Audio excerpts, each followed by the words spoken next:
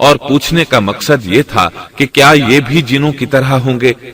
اس طرح انہیں یہ خدشہ لاحق ہوا کہ شاید ان سے اللہ کی عبادت میں کوتاہی یا کمی واقع ہوئی ہے، جس کی وجہ سے اللہ کو نئی مخلوق پیدا کرنا پڑی۔ اس لیے ان کی بات میں یہ بھی تھا کہ ہم تیری حمد اور ثنا بیان کرتے ہیں۔ بہرحال ان کے سوال کے دو مقصد تھے۔ کیا یہ جنوں کی طرح فساد کرنے والی قوم ہے؟ کیا ہم سے تیری عبادت میں کوتاہی ہوئی ہے؟ اس پر اللہ تعالیٰ نے فرمایا، جو میں جانتا ہوں وہ تم نہیں جانتے۔ اس موقع پر فرشتوں کے ذہنوں میں ایک اور بات بھی آئی۔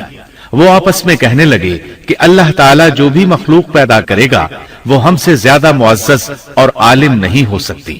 یعنی جب فرشتوں نے باقی مخلوقات کا جائزہ لیا، مثلا آسمان، زمین، پہاڑ، جن، چوپایوں وغیرہ کا، تو انہوں نے سوچا یہ ہم سے زیادہ مرتبے والی نہیں ہے، لہذا یہ مخلوق بھی پیدا ہو رہی ہے تو یہ ہم سے زیادہ مرتبہ نہیں رکھتی۔ یہ ہمارا خاص مقام ہے کہ اللہ کی تسبیح میں مصروف ہیں، کفر سے محفوظ ہیں، ہر حکم بجا لاتے ہیں، اللہ کے تمام احکامات پورے کرتے ہیں، آسمان اور زمین میں اس کا حکم نافذ کرتے ہیں، اور اللہ کے نزدیک ہم سب سے زیادہ شرف والے ہیں۔ لہذا اگر یہ نئی مخلوق انسان بھی پیدا ہو جائے تو کیا ہوا، ہم سے زیادہ معزز اور علم والی تو نہیں ہوگی۔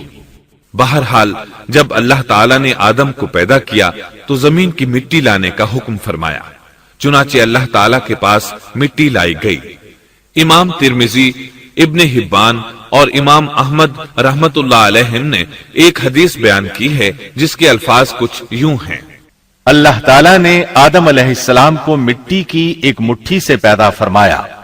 اس مٹی کو اللہ تعالیٰ نے پوری زمین سے اٹھوایا تھا۔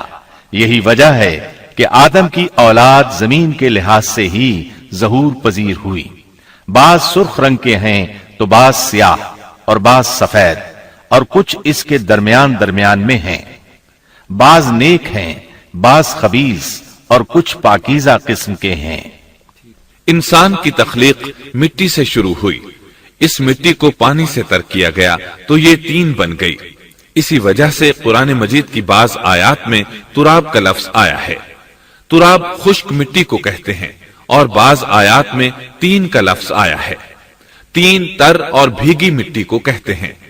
اللہ تعالیٰ فرماتے ہیں خلقہ من تراب، یعنی آدم کو تراب سے پیدا کیا گیا۔ مٹی کی عام حالت کو تراب کہتے ہیں، اور فرمایا جب آپ کے رب نے فرشتوں سے کہا کہ میں مٹی سے بشر کو پیدا کرنے والا ہوں، جب اس مٹی کو پانی سے زیادہ بھگویا گیا تو وہ لیسدار ہونا شروع ہو گئی۔ اسی لیے اللہ تعالیٰ نے فرمایا ہم نے انسان کو لیسدار اور چپکنے والی مٹی سے پیدا کیا۔ پھر اللہ تعالیٰ نے اپنے مبارک ہاتھوں سے انسان کا ڈھانچہ تیار کیا۔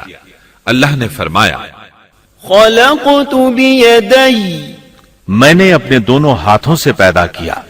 اللہ تعالیٰ نے انسان کی خلقت فرشتوں کے سپرد نہ کی، بلکہ بذات خود اسے تخلیق کے مراحل سے گزارا اور اپنے ہاتھوں سے اس کی تصویر کشی کی۔ اللہ نے انسان کو پہلے ایک مورتی کی صورت میں ڈھالا، اس کے بعد ایک مقررہ مدت تک چھوڑے رکھا، یہاں تک کہ گیلی مٹی خشک ہو گئی اور اس کا رنگ سیاہ ہو گیا، بدبو آنے لگی۔ پھر وہ کھنکھناتی مٹی میں بدل گئی اور آخرکار آگ پر پکی ہوئی مٹی یعنی فخار ٹھیکری کی صورت اختیار کر گئی۔